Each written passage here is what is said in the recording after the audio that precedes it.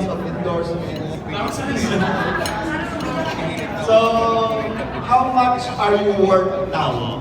Uy! Dito to kayo to answer that! Sandali! Hindi po ako.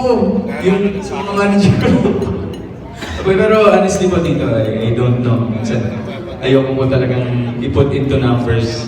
Kasi baka po kung ano maging misinterpret na naman po tayo. Pero sa ngayon po talaga, sa dami po ng beses sa dumarating, nakakaraos-raos na po talaga. Ito Marian, sobrang thankful po.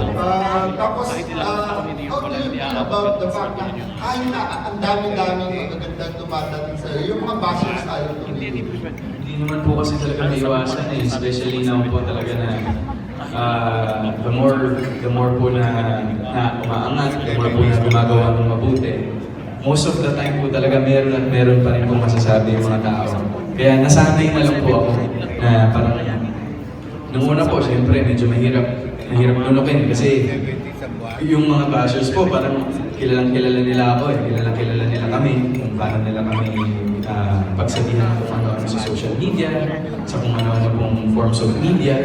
Pero parang hindi ko naman po kawalan kung ano man po yung sinasabi nila sa akin tungkol dun sa mga post or whatever. Kasi at the end of the day naman po, ako pa rin naman po to. And siguro po talaga yung mga taong mahal ko at yung mga taong mahal ako, sila lang po talaga yung nakakakilala at nakakaintindi sa akin.